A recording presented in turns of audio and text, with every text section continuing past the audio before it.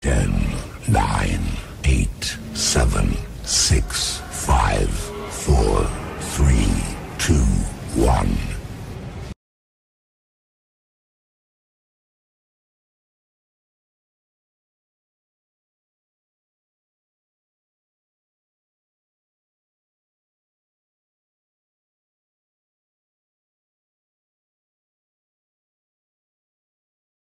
Hit the wire. It's too close to call. Now here's North American Harness Update on SRN1. A rabbi, a construction worker, a grotesquely obese pelican, 3 Jersey guys, and a carpet salesman all walk into a bar. I know it happens at the end of the show. Welcome, everybody. You know what? Mic stands have always been overrated. I am Ray Catolo, dismantling his mic stand, as well as also appreciating the fact that every morning I get out of bed and I have 2 legs that can move. And 2 arms. I don't neglect the arms. The arms are as important, if not more important, than the legs. For instance, I can't grab things with my legs. That's as far as I can go with that one. This is North American Harness Update. I'm joined here as always, and by as always, I mean as many times as we possibly can, by Mike Prebosi, Rod Allums Jr., co-presenters here on the show, not the program. Nothing is programmed or planned here for 2 hours, 120 minutes to be exact. That's in the customary system. In the metric system, I think it's like 6 kilometers or something of show that we have ready for you. And by ready, of course, I mean, I don't know what I mean. I don't know the word that isn't ready, because ready is planned. Rod, I know that you're a master linguist. You can help me out here. What would be the right word for this situation? Go. Go what? I think you said like echoing. I think you said half a word, and you weren't really. I feel like there was more word to happen, and you just kind of cut out because of internet systems trying to censor us. I don't think anybody's trying to censor us. I think that there are many people, if not foreign powers, that want to shut down our institution, as we are a threat to many democracies and more so autocracies in this great big blue ball of ours. Hey, somebody's got to turn their friggin' volume down because I'm echoing. That's what I heard. It's probably you, Ray. I think it's yours. It's not mine. It is. No, I have the settings on the exact same all the time. For the next 2 hours, we're going to have Mike and Rod fighting about echoes while I stand here and work. If Rod's a master linguist, I'm a cunning linguist. Mike Prebosi, ladies and gentlemen, we have lots of shows. Ray, however, is not. What's the opposite word of that? Jerk. So tonight on the show we have lots of racing, unfortunately, to talk. I know it's a harness racing show. We got to talk racing. It's so unfortunate. But of course, we got some big races to go over. More so, races that are large, including the $1 million International Trot Saturday at Yonkers Raceway. It's so international that we have horses from different countries coming over. Somebody said that's the definition of international. And alongside that, we have more international action, more so confined to a national level. That's right, I'm talking Sire Stakes, Ontario Sire Stakes Super Finals up at Woodbine Mohawk Park. These aren't just the ordinary finals. The horse that wins them will be injected with radioactive plasma and fly into space to help protect the universe from whatever meteors are coming to resurrect the dinosaurs. From there, we also have, hello crowd over this way, we also have the Meadowlands late pick 4 to talk about for Saturday, October 13th. It's a $50,000 guaranteed pool and a very competitive sequence, actually. I either had a hard time looking at the races because I spent probably a half hour looking at that sequence, or I just got bored halfway through. Use that discretion when you go about putting together tickets. Mike and Rod have almost every number you could possibly fathom. I, of course, limited myself to about 10. As said, Mike Prebosi, Rod Allens Jr. established their characters in 3 words, so really, that's way better than David Mamet could do in any play he's ever written. I'm more so running out of dictionary. I have such a long dictionary. You know what I'm saying? It just keeps going and going and going. Oh, God. It goes real deep too. Right. This is my last show, so we're gonna start talking. We're gonna start talking about the big race of the weekend. The big race being all of the big races I talked about earlier. No, there's one that stands out among all of them. That's the International Trot. It's at Yonkers Raceway tomorrow. I believe it's the 4th edition since they brought it back. So, yeah, because it was last year. It was the 3rd. The year before that was the 2nd, so this would be the 4th. The first one we don't really need to think about. But this year, I don't believe we have we don't have the reigning champ. Twister B is absent. I don't know what happened to him. I guess he went to stud, and if he didn't, he's just racing elsewhere. But don't fret. We have such star horses, including, quite literally, Ringo Starr Treb. Who would have ever thought that a marquee event would feature Ringo Starr? We got Ariana G. We got Marion Marauder. Cruzado de la Noche, a horse that was a Hambletonian contender as a 3-year-old before getting outsourced to Scandinavia, where he actually performed really well. Now he comes back here, now for Marcus Melander. This was a former Nancy Johansson trained horse by Muscle Massive. He'll have Post 6 and Brian Sears. We got Will Take Charge.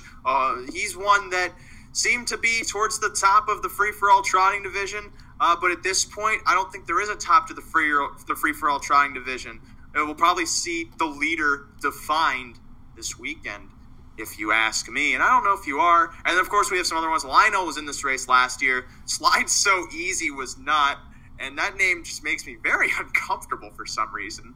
However, Arazi Boko, the 8-horse, that's a prime name in my book. So we got 10 going to gate. Well, 8 going to gate, 2 tracking the 8 going to gate in the International Trot.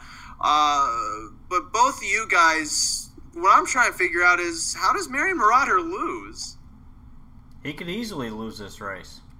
Well, then tell me how, because I asked how, and all you said was, well, he can. That's my argument. That would fail an English essay class, Rodney. That's why I don't take those. But he can definitely lose this race. He does have a lot of gate speed when he wants to use it, which I think this is the spot that he needs to use it. So I expect him to fire early. I think he's going to be on the lead or possibly the 2-hole. I don't know that he's going to want to give up the lead in this spot. I think Scott Zeron is going to fire as hard as he can possibly go. He's been in good form, no doubt, but I think maybe some other horses might try to run him down a little bit. And if they get tired, my pick in the race is the 9 Lionel. This one has been just okay recently, but he's made a ton of money. He's got a lot of back class. I believe he's raced in this race before. Didn't he race in this before? Clearly, you just don't listen to me ever, and that's a shame on you, because I said he was in this race last year. I thought he was. And I think I picked him last year. He didn't do any good. But well, then why would you pick him again? Because I like where he's at. Well, you liked where he was at last year. It didn't really pay off. Well, he starts right behind Marion Marauder. So if Marion Marauder does what I think he's going to do and fire right to the lead, Lionel's going to be sitting right behind him in the 2-hole. And whoever's getting parked here first over, if they get tired, which if they get down at 3/4 in 123, which is very, very possible here, I think the horse that's sitting in a 2-hole, maybe even the 3-hole, is going to be the beneficiary off of the trip. It is a 1.25 mile race, so you got to keep that in mind. And that last turn is pretty sharp, so I do like Lionel in this spot. I think he's got a big shot, and he's a long shot. So I'm going to play him just because I think he's going to get the best trip out of anybody. But if you're looking for another price horse here, outside of maybe Ariana G or Will Take Charge, which are the North American horses, go with the 5, Pastor Bob, coming over from Sweden. He's been racing pretty well, and he's going quick miles, so he does have small track experience. I like that. He's won 4 times this year. He seems to be coming into his best form right now, so this is one that if he's on his A game after the flight over, I think he's one that deserves to be respected in here. Yeah, I don't get why some of these horses get off of the plane, because you'd think they want to race with the plane. That's just my opinion. Lionel also, you forgot to mention, won an elimination for the Elite Lup earlier this year, and Ringo Starr Trap, the 4-horse, won the Elite Lup over in Sweden this year. Now, Mike, how do you go about trying to weight the foreign horses shipping over with our horses entering into the race? I think it depends on draw a lot of the times. I mean, the past 4 years, the foreign horses have raced very well, but they drew well and got decent trips too. So a lot of these horses are really close. The whole Marion Marauder getting the rail, I feel like he's going to get hammered. He could be sub 2-1 in the race, depending on what international monies show up. The 2's interesting off the draw. Plus gets Bartlett. I like that horse quite a bit, just because he's got $2.8 million in class. Is racing in good form right now. Just he's racing against Bold Eagle, Propulsion. Those are absolute top of the line horses. I like the draw. I like the driver. I think that horse could be ignored. Depending on where he ends up early, I think that he could stand to get a huge trip in the race. The 4 is obvious. I mean, any horse that could win the Elite Lup and then come over here, lightly raced, 3 wins in 6 starts, won 4 times last year. That's another one that has to be respected. I think that Marion Marauder is overbet from the starting, where he is. And, everyone knows who he is. He won the Triple Crown. He's very sharp this year. The horse that's interesting to me, though, that I think could be ignored some is Will Take Charge, because even though he is a horse that's been racing over here, his last 2 lines are terrible. But if you look into that a little bit, September 28th, he broke, no chance, just toss that race out. Okay, get rid of that race completely. Prior to that, came here at Yonkers, won the open handicap from the 7-hole, not easy to do. Prior to that, raced well in the Maple Leaf Trot. And then at Lexington was on the front, which was not the place to be in that world record-setting race. This horse has won 9 times this year, has gate speed if he wants it, can trip if he wants it. I like T-Trick, and I think you're going to get over 10-1 on him because of those last 2 lines, and you might even get higher, with the international horses taking a lot of money. I think that you need to include him. Can he win it? I think he can, but there's things to like about him, and the price is going to be easy also. I'm not necessarily crazy about the 8, 9, and 10 the way they've drawn. I think that they're against it, especially, with the pace set up. I just don't see where they fit in, the second tier, things like that. They're going to need to be aggressive early, and that could really change the race. So I'm interested in the inside drawing foreign horses.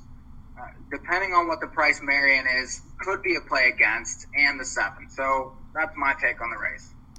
Well, part of me is conceding the race to Marion Marauder, because I saw him in this event last year, and he, aside from Twister B, who was gigantic in that race, just was, I think, second best. I think he got second. Well, that day too, right? I mean, if I recall, did he have the rail last year too? Yes, he did.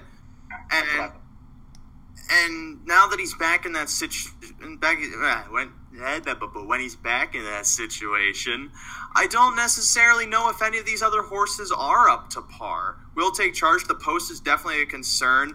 That though his mile last out is definitely worth excusing. They went to the half in 53 and change, and that was when he was making his big move. It was premature, definitely. But again, it takes a lot out of you, and you're not going to finish the mile doing that. And he's a horse that has back class and has raced well in the open division in the past. But again, in a race at the second tier, the outside is a concern, but of course he could also pick up the cover that brings him into the race. But the other point I wanted to mention is, although there's international money coming in too, I'm curious if that's going to balance out with the American interests, because I have this sneaking suspicion that the North American horses will end up taking more money than the international horses, period. But that hasn't been the case in the past, and there's a lot of international money that goes into Yonkers, and on this big day, if you watched any Sundays, there's a lot of foreign money in the pools. So, while I understand what you're saying, that's why I say I'm not necessarily sure about it either, because it can definitely go one way or the other if we're talking cows. There was one horse that I mentioned in the prelude, but we never really touched on. The Cruzado de la Noche is an okay horse over in Sweden and Norway, racing against the top horses. Now comes here to the Melander barn. I'm not sure for good if he's going to start racing in North America again, but he could certainly work out a trip too. He seemed to have improved with age. He's definitely not of the caliber of Marion Marauder by the looks of it, but I'm also, again, coming from the perspective that it seems like a race for second. Up and Quick was the one horse, Mike, you mentioned that I could see, if the trip works out, possibly upsetting, but in terms of horsepower, Marion Marauder has the most, and they would have to destroy him in order to lose this race. Theoretically, of course. He could come up sick, he could have some sniffles, so many things could happen that's outside of our control, but it really does look like they're all competing for place here, in my opinion. What kind of price would you accept? 8 to 5? 6 to 5? On Marion, well, I would definitely be looking at exotics. So, like, if he was anything under 6 to 5, and I was looking at exactas with him on top, I feel like they would be paying too low. But if he was like 6 to 5, 7 to 5 in a field of 10, and you get a horse like Up and Quick or Cruzado, or maybe one of those weird extraneous horses like Lionel, for instance, underneath, those might pay decently. But I also don't. I don't necessarily also know if this would be a race worth betting if I think Marion Marauder is going to win, even if he is 6 to 5. It's the other side to it. Even though it seems like I'm confident that he can, part of me also feels like, well, the risk doesn't necessarily equate to the reward. I don't know. I just feel like if you're going to take 6 to 5 on a horse in that race, I think it's extremely. That's hard, but, and he's the type where, he does have gate speed, but he doesn't necessarily have to get away, 1-2 in the race. It's with that mile and a quarter starting point, and I don't know. I mean, it just seems too low to me. He seems way too obvious to me, and this isn't an easy race. It's $1 million. A lot of things that can happen. Mm-hmm. And that's the unfortunate thing, that there are so many North American drivers in it, is the European drivers are the one that usually make it way more fun, because they're the ones that will go 3 wide to the quarter and push the leader and actually try and set the race up to be interesting. North American guys are way more patient, which is strange, because right now I haven't looked at my phone for 20 minutes. I think I'm having a stroke. Nah, it happens. It sounded like Rod was too, but he's come to terms real quick. So I guess any other final points? I understand what you're saying, Mike. There are a lot of times I look at a race and it seems like the horse that I'm looking at is just so obvious that something has to go wrong. But if I were making an odds line right now, I'd probably say Marion Marauder's chances of winning this race are about 6 to 5. About 42%. 6 to 5 would be 47. I don't remember. It's like 40. I think that's too high. But I would say he's probably closer to maybe 25, 27%. You think he's around 3 to 1?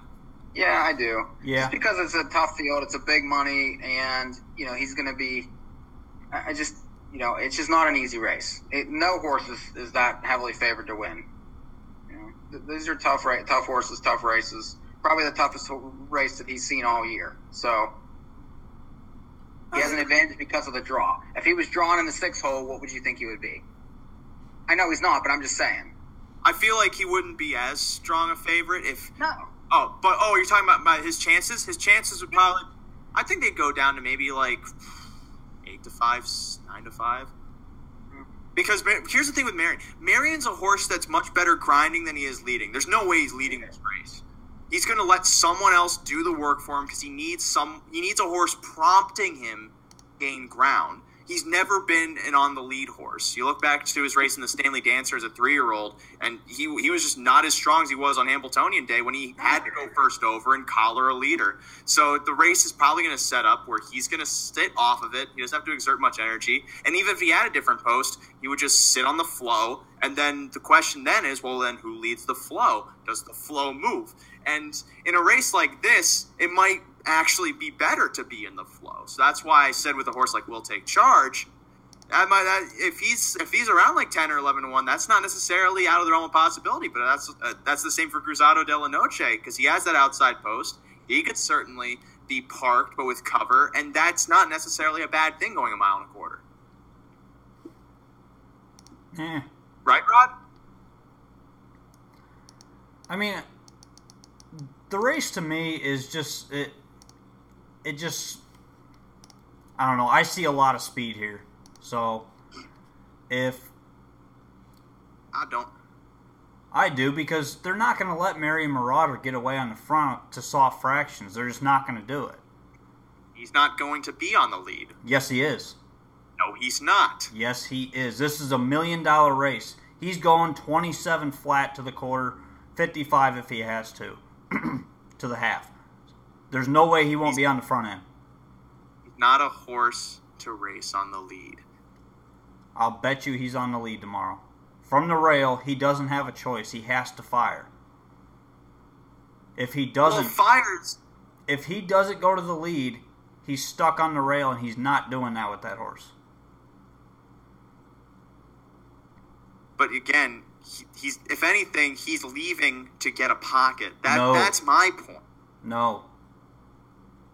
Why would he want the pocket?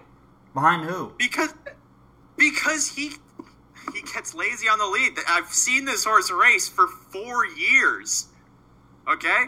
He's always chasing horses. He's always catching horses. When he's on the lead, he gets bored. I've seen this horse race time and time again. Well, I've seen that happen. That's all fine and dandy. I agree with Ray. I agree with him. I'm not sure that he sits. I mean, I agree with Rod in the sense that I think he's probably going to go. I just don't know where he's going to end up, either 1, 2, or 3 early. Well, but I do think he's better off the pace. If he gets away second or third, he's never getting out. Never getting out. And Scott Zeron knows that. You can get out. He's not getting out. If you're in the pocket, you can get out. Because mile and a quarter, by the mile mark, whoever's first over is usually quitting. These international horses are used to racing on the outside. That's the problem. Our horses are not. Again, that's why you can't take 6 to 5. That's my opinion. You can't take 6 to 5 for this reason. I'm going by horsepower. You guys know me that I'm one that when the board lights up, I make my decisions then. But looking at the form, the horse supposed to win is Marion Marauder, and I would say that's a 42% chance. 58% is all up to Chaos, and that to me seems fair. I just think that's extremely high. Yes, it is. We don't have to talk about this anymore because we're saying the same things, but it's going to be interesting. I think the price is too low, and you should probably look elsewhere. And I'm very much interested in, like I said, the 2, 4, and 7. I think that those are the 3 horses that I would want to take shots with. Lionel. And Ariana G is like 8 to 1. That's not necessarily bad either. And she's been sneaky. I mean, she's been winning races she probably had no business winning, but she's so much class. I don't disagree with her, but I feel like she's probably overbet also. Yeah, and that's the problem, is that we don't necessarily know how the betting's going to go aside from our conjecture.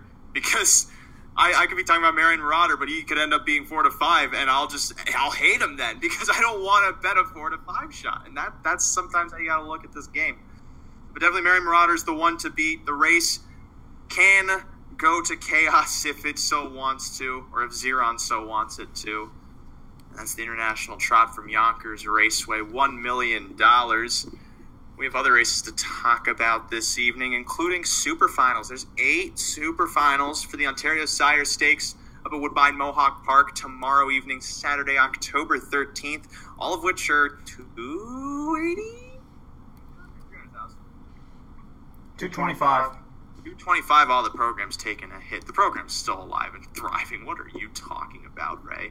8 divisions. For the 2-year-olds, you got both sexes, the Colts and the Fillies. You got both gates, the Pacers and the Trotters. And then the 3-year-olds, the Colts and the Fillies, the Pacers and the Trotters. That is 4 divisions times 2 years. That is 8. 8 divisions. And I multiplied to get that. Starting in the first division, we have 2-year-old Colt and Gelding Trotters. Who's Sari? The most reliable bunch you could ever see. And 10 horses lining up here. We got Luke Blaise coming in with Forbidden Trade, a horse on a 3-win streak, and Jacques Dupont with Dream Nation, a horse. Why are you starting here? What's wrong with race 2? Is race 2 an OSS? Yeah. Yeah. I missed that. We're going to get to the 2-year-old Colt Trotters after we get to the 3-year-old Filly Trotters. I skipped over it when looking at my Adobe Acrobat. However, it's not my fault. It's the AI that's attempting to take over humanity. 3-year-old Filly Trotters, Smoke and Mirrors, a horse that I thought was supposed to be really good, has never just come into form. She has the rail here and also severe braking issues. She's to the inside. Who else is in this race that I don't remember? This is a pretty wide open race now that I remember it. The Rays have Sorceress Sealster. This one has a couple wins in the Gold Circuit. Tried the Grassroots for some reason. I can't really understand why, unless they wanted to get into the Grassroots final before the Super Final. That's definitely possible. And then Illusionista is another one that has raced okay on the Gold Circuit. But this is a pretty wide-open division. I can't recall who the top horse was in this race, or if it was just this wide open all season. But Mike, our resident Mohawk handicapper over at NAHUpicks.com, I presume you've looked at this race already. Give us a taste. Well, I actually like a price in this race because it's extreme, like you said, it's very wide open. There's nothing that can really be trusted. Sorceress Sealster broke in a freaking Grassroots race on September 6th and hasn't been seen since. Illusionista can't really beat anything right now. She was sharp earlier in the season. She's not very good. Superlative is lightly raced, but marginal. Probably better off in Grassroots than the Super Final, but there's not enough, there's not very many horses. Anyway, I like the 7, Collateral Beauty. This horse was racing straight numbers at 2 and was terrible, but, in the Golds was, getting checks, doing okay, showed up at London. And me and Rod talked about this horse that night. I really didn't like her much, but then, Wah got on and she completely, switched form. Won easy that night. And, she's consistent. You don't see very many breaks on her card. If you look 2 back, IMF, that horse is racing extremely well right now. YC Broadway. This horse has faced decent ones at that numbers at 2 level. And at least, she's going to be on the front. That Wah's going to be aggressive. It's unlikely that she's going to jump. I feel like that with another step forward, she has very much possibilities here because of the inconsistencies of the other ones. She might not be as fast as some of them, but she's less of a danger to run, and I think that she's going to be worth the price because you're going to probably get every bit of that 10-1 with a lot of these other inside horses being chased a little bit. The 6 is obvious because you get the big track back. This horse was racing well. Those 2 Grassroots lines were very good, and then lost to Sorceress Sealster, got the jump. That was a terrible drive that night on August 16th by Waples. Just totally never gave the horse a chance whatsoever. The 3 is probably the fastest horse in the race, but has been gone for, a month and a half, so impossible to trust, and you're going to get a short price. So my interest in the race would probably be to try to get live to multis, maybe pick 3s using, the 6, the 7, maybe a little bit of the 10 underneath, just because this horse is extremely unlucky, has talent, comes off a qualifier, and is going to be completely ignored. So that's my take on race 2. I'm surprised you were talking about gate issues, and in the event that most of the horses do break, you never even touched on Magical Lady. Doesn't have a break on her lines in her last 5 starts, was second, albeit to Collateral Beauty in that race at London last. She's 1 for 21, over 16 this year. I mean, if all the field breaks and she's the only one left. Agree, and that's what happened last time. That London race, they all broke, and she ended up second. Well, again, my thing too with Collateral Beauty too, and this is why I have a hard time really weighting that London race. Those were 5-horse fields. I was looking at and I understand what you're saying. I like the improvement off the driver switch, and I like her speed, and I'm going to like her price. Those are the 3 things that I think are worth it. Is she going to be a price? Absolutely. Well, she's not the fastest horse in the race, but she has things going for her. Do you necessarily think that Waugh coming in off the win and the driver change might actually make this horse a bit lower? It's possible. I think it depends on how they bet the 3. That's the whole key to the race. Well, Rod, when you have a horse like Sorceress Sealster who made that break and then went on layoff, do you necessarily think that, I know Mike thinks it's a bad thing, but you, having trained horses, is that necessarily a bad thing? No, I think they were just trying to get her head right.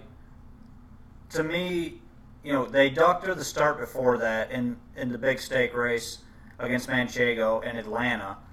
And she finished a decent 3rd there, and she was a huge price. And she came from off the pace there, which was a different style for her. So they fired her the week after, and she took off running, which she occasionally does. But she's one, I think, that doesn't get around the turns that well. So with a horse like her, and she is a Holiday Road who is a big horse. I haven't really looked up close to see how big this filly is, but I'm assuming she's probably a good-sized filly, and she doesn't make the small tracks, which is why she only had 7 starts last year and 8 this year. And she had a start at Georgian, which is a pretty forgiving 5/8 for a horse like her. She broke there, but she stays on the big track. I think he's just got to be cautious with her as far as what he wants to do. Usually his move with this filly is down the backside. When they straighten up, he brushes to the front. I think they probably schooled this filly very fast. She's probably ready, in my opinion, but I'm going to go elsewhere betting-wise because I don't think there's much value there. The horse that interests me is the 6 Superlative with Randy Waples. Didn't get around London at all. Superlative? Yeah, that's how I said it. Superlative, okay. Why not? I can say it how I I want. didn't get one of these jackets that these guys are wearing at Woodbine. I need to text those guys. When we go there, you should just rip it off of them. No, I don't need to steal. And reveal the glistening bod that lies beneath. I've got one, but anyway. Keep going. Pretty close. That was on bone. I was doing a cool jazz saxophone. Get your band instruments right, nerd. So anyways, I'm on the 6 in this race a little bit. Didn't get around the small track, comes back. You look down in the card a little bit. This horse finished 2nd in a gold. It was a short field there, but made the super final. She's been good. 6 wins in 10 starts this year. She likes to win. She is a bit off form right now, but I think this pairing is good for this filly. She's going to be ready. I think Waples is, obviously he's made tons of money in races like this, so he knows how to drive in these types of races. I think he's going to have this one in the perfect spot, the race could possibly set up for her if enough speed goes early on, and she comes up with some live cover following most likely Magical Lady all the way around. This is the good. I don't think 4-1 is the price. She's probably going to be closer to 8-1 in my opinion, and that's a fair enough price. What? Yeah, she'll be about 8-1. Wait a minute. Hold on a minute. You think that this horse is going to be 8-1 in this race? Yes. What? Huh? Smoke and Mirrors. Smoke and Mirrors is gonna going be to take. 8-1. Yes, Smoke and Mirrors is going to take money. 1.6 to 1, 6 to 1, 1.3 to 1, 2.2 to 1, and 1 to 2 the last 5 races. 1 to 2. No chance. No way. This horse is maybe 4-1 if you're lucky, and you're probably going to get 5 to 2. No. They're going to bet Smoke Okay. and Mirrors. They're going to bet I'll bet you Sorcerer's whatever you want. This Sealster. horse isn't anywhere near 8-1. I'll bet you at least 6-1. I'll bet you 1,000 right now. 6-1 at least. At least 6-1. No way. At least. See, Rod just made evident that North American Harness Update does not have an Obamacare plan. Or else we would have got that head of his checked out already. At least 6-1. Smoke and Mirrors will go off like 3-1. That's the only way that happens is if the 3's 2 to 5. That's it. The only way it happens is if every person in the big cartels is drunk on gin and tonics and they accidentally bet the 9 horse because it's a 6 upside down. No. The 1 is going to take money. Let's go. 1's going to take money. 3's going to take money. 4's going to take money. 7's going to take more money than you think she's going to take. Rod, I will give you $20 if you bet enough money to weight the pool so that the 6 is 8-1 at post time. You're going to give me $20 if I bet 1,000. Yeah, okay, that makes sense. It's a great deal for me. Yeah. There's nothing else to talk about with that race. It'll just be fun to watch how many of them stay flat. Speaking of trotters that try to stay flat, mark this in the. I wish I would have had this recording. That way, tomorrow after it happens, I can go ahead and repost it. I'm going to pretend I heard what you said. Speaking of trotters that try to stay flat, 2-year-old Colton Geldings are up next. Race 3, $225,000 purse. Forbidden Trade enters off a 3-race win streak for trainer Luke Lay and driver Bob McClure. Outside of those, we have Dream Nation for Jacques Dupont. This horse won the Balanced Image Final over at Hanover Raceway and has a couple of Gold Division wins on his card. We got horses like Okeanos, a surprise third. And by surprise third, I mean I saw him finish third and I went, God damn it, because I didn't bet him into trifectas. He was 50-1 finishing third in the William Wellwood Memorial behind Green Manalishi and Smart as Hill. That horse finished second in that race. I forgot about that one. And then outside of those are horses we can talk about going into it. So we got the big 3, Forbidden Trade, Dream Nation, Okeanos. Now, Mike, are those 3 definitively probably going to win the race? I think Okeanos wins the race. If you watch the replay of October 4th, the horse was completely misdriven from the 10-hole. Should have won that night. Was not unleashed until very late in that mile, and was against the racetrack. This horse has faced better horses, and has a very strong kick. Gets a dream set up here because you have horses like the 2, the 4, the 3 are going to be out early. The 7's been known to lead. The 8. I feel like that they're going to be going, especially with a high purse. This horse only needs to be given racetrack at the top of the stretch, and I think that he'll fly by them. I feel like that this is the best thing all night. This horse is definitely winning as long as they're trying, which they should be at this price. And you're going to get probably 4-1, and I think that that's fair, especially with the money the 2 is going to take, the 4 is going to take. You should get 3 or 4-1. This horse never really gets bet that hard. Anything above that is a gift. And I will certainly be structuring most of my bets around them. For a more definitive answer to what this horse will go off, Rodney, Okeanos, 4-1? I'm thinking maybe 12-1. I know you agree with that. Yeah, you're high if you think that. I wish I was high. I wish that. I'm high on life, like every deranged 20-year-old white man. But Go on, Rodney. Go on with what you have to say. Okay. All right. I agree. The 5 is the horse to beat in this race. Forbidden Trade, the 2, looks obvious enough, but the way this race is going to set up, I think the 5, Okeanos, is in the right spot here. He draws much better. I think he's been kind of set up for this race only all season, and other than maybe the Wellwood, but that was against a different type of horses there. I think right now he's the best in the division. He closes better than everything in here, and he's extremely sharp coming off that last race. I did watch that race as well, Mike, and he was just freaking awesome. Flying late. That was ridiculous. I bet him that night hard. And you're not going to get that 7-1 here, but I think he's a solid play, and he's my top pick. I'm 20-1. I think he goes off. I agree. I agree with all you guys. This horse in the Wellwood, besides smart as Hill, really popped in my eyes.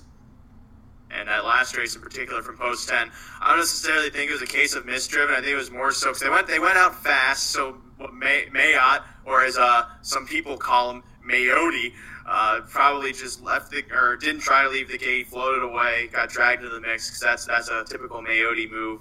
And then he got rolling late, another typical Mayotte move. One concern would be that he makes that Mayotte move again, and he possibly does not get a nose in front at the wire. But, again, better draw. He doesn't have the 10-hole this time. He has the 5-hole, so even if he does not leave the gate hard, he should have good enough positioning to be able to have not so much ground to recoup. I think that sentence made sense. And if it didn't, we're moving on. Consensus on Okeanos. At least for me, if he's around that 4-1, Mike thinks, because that would just be tremendous value. After that, an hours of 25,000. We could care less about those horses. We see them every week. Losers. Let's go on to the 2-year-old filly Pacers.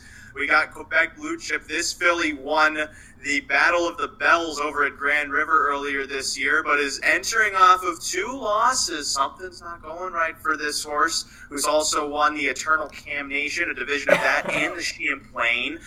Pete Rod, please just let me finish up. Don't be coughing over my little preview. That ruins the experience. Powerful Chris, entering off of 2 runner-up finishes. Ideation Hanover, another one for trainer Dave Maneri, the other one being Quebec Blue Chip. Ideation Hanover coming off of 2 strong trips to finish 3rd in divisions of the Gold. And ultimately, a pretty evenly talented field, leaning towards the upper end of the bell curve, in my opinion, in this 2-year-old filly Pace. Mike, though, I listed some of the top contenders. Am I missing someone?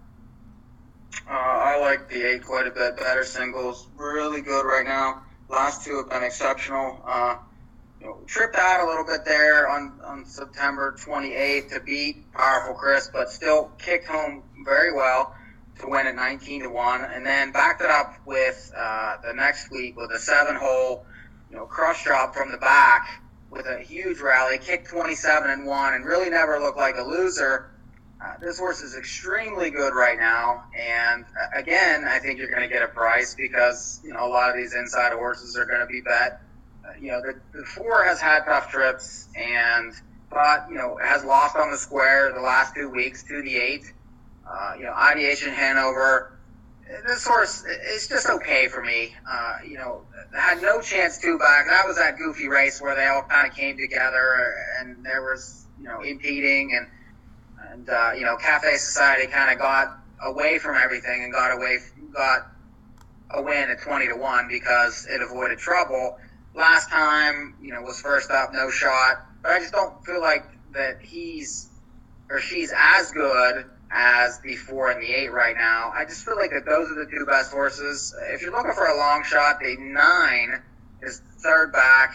If you look back at this horse's lines, won at 56-1 on July 20th in a Gold, and that was a huge rally, 25-2. If you have time, go back and watch that race. That horse came from absolutely nowhere to win. And then the third start, this horse won again, kicking 26-4. Now, drew the 10-hole first back in a gold no shot, and then broke at the gate last time. So lightly raced, gets McNair, is going to be ignored off those last two lines. I'm 8-4-9. I didn't even touch on the one horse I thought was interesting. I'm not talking about the one horse, although she certainly could be good if she bounces. But, Mike, no crisp mane off the post improvement. This horse kicked home pretty well, even though didn't really gain much positioning to gain ground. Yeah, I mean, the horse has had bad posts, but, I don't know. I thought that this horse would be better the last two races and was just okay. I don't know. I'm just, you can't take them all. I prefer others. I could see the 7 also, third back off the win, lightly raced. It's a tough race. I mean, it's not an easy race. I'm looking for the ones that are, really good right now. I think the 8 is. I think the 8's really found something here these last two. You can't take them all. A quote from Mike Prebosi, who frequently takes them all. Rodney, I took them all here in the first leg of the Big Four. See, there's nothing contradictory about that. Rodney, though, this 4-horse, Powerful Chris, 80-1, I think. I think 80-1 sounds really firm. The teleport, right? Am I correct? Correct. Wrong race. I'm going race. You're on the wrong race. You're out of Florida. I'm going with the 1, Quebec Blue Chip here. Slight edge for me. You're getting decent value here. Gets the rail. And the last 2 starts was on an off track. I kind of give him a little bit of an excuse there. 3 starts back, got interfered with, so you have to toss that line out. And before that, this horse was basically dominant in the Gold Division all summer long up until the mishaps recently and the off tracks. If he's back anywhere near where he was earlier in the season, he crushes these. He just absolutely crushes them. So I look for him to bounce back and get back into form for this final with Dave Maneria. Dave's going to have this colt ready to go, or this filly ready to go for this final. And you get Jody, who, what more do you want to say about Jody for the big races? I mean, he's right there all the time up there at Mohawk, and he chose this one over others in the race. So I really like her chances from the rail. Should be either on the lead or right near it the entire way. And if she does get the 2-hole trip, definitely the biggest price play in the race, in my opinion. And the weather in Campbellville, Ontario for Saturday is partly cloudy. So we won't be seeing any good tracks. We'll only be seeing great tracks. But Quebec Blue Chip, I was speaking French there if you couldn't tell because of Quebec Blue Chip. Merci beaucoup, mademoiselle. But Quebec Blue Chip, for me, I feel like it's going to still take a lot of money because of the excuses. I don't necessarily think she's not out of the question. I just don't think she's going to be a good enough price for me. I talked to Mike about crisp mane. This is my outside contender, whether you want to use her for win or for exotics. She's more likely to hit the exotics than win, I can tell you that much, but that's also kind of why I think she's going to be around like 20 or 30-1. And that's the kind of price I'm... Up, what? She'll be 20, I think. Yeah, and 20-1 is not necessarily a bad price. It would help any exotic, and it wouldn't be a bad win price either. But aside from that, there's nothing really creative I have to offer. Ideation Hanover's had some tough trips, but she's one I think that can also hit the ticket, not necessarily win. Powerful Chris is a win contender, but of course anyone who can read a program or read a book can see that this horse, she can win the race, as can Quebec Blue Chip. But the outsider to me, Chris Maine. We move on. From the 2-year-old filly Pace, of course, you'd think right after that, oh yes, the 2-year-old filly Trot. If you thought the 3-year-old filly Trot was a mess, The 2-year-old filly Trot is actually not that much of a mess. We got Presto Changeo. This horse finished third in her elimination for the Peaceful Way, and right off the bat, I can tell you that if she stays flat, she's the horse. That's all I have to say. Mike? I agree. I have her on top. That last race was very good. If you watch that replay, she never looked like a loser, just crushed. And, and she was very good in that Peaceful Way at Lim against the Ice Duchess. You remember, you liked her that night. She was 50-1. If she stays flat, she's right there. I have no argument there. The 5, HP Tatiana Runner, raced very well off a qualifier. If you watch that qualifier, she got hobbles and, looked very, very good with them, and then came back and won quite easily, even though it's by a head. She really, there was never a doubt she was going by there, at least not to my eye. She plays, but she's going to be low, and then I feel like the 7 can bounce back a little. This one raced extremely well from the 8-hole Flamborough. That's hard to do at 13-1, and then ran into Presto Changeo last time, and probably regressed a little with a bounce, but raced well enough.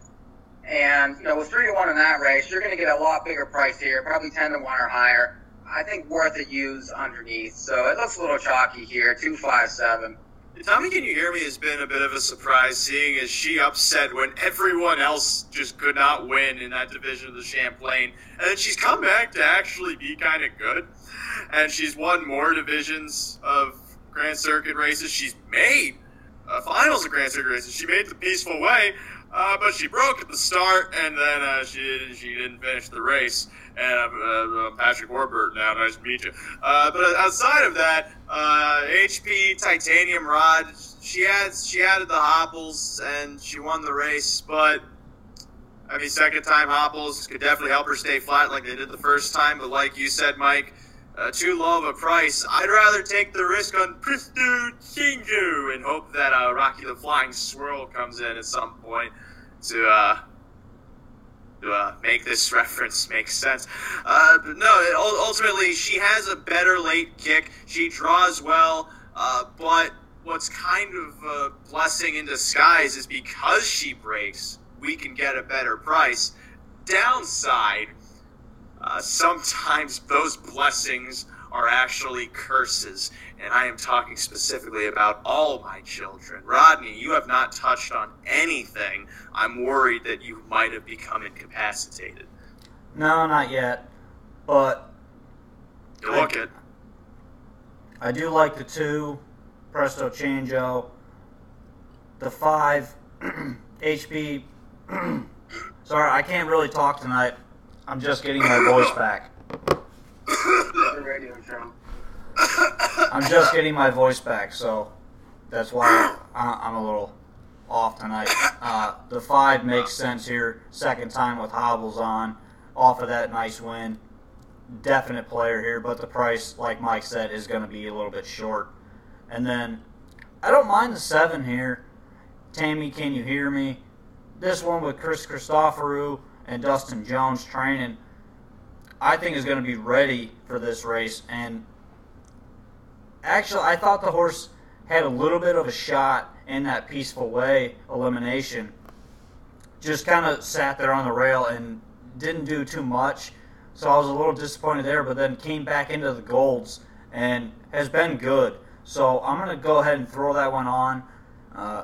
Use lightly, but I think that's a decent price player to use in your exotics at least. Certainly not Aruba, but exotic nonetheless, if you ask me at least. We've run through 1, 2, 3, and 4 finals of the Super Finals. That can only mean if there's 8 divisions that there's 7, 9, at least 3 more. I got it. I think I did it right. We have more Ontario Sire Stakes Super Finals coming up in hour 2. Also in hour 2, we have the late pick 4 from the Meadowlands Racetrack, $50,000 guaranteed pool for Saturday, October 13th. We'll be previewing that. again in the second hour, or as we call it, hour 2, for branding reasons and for nothing else but that.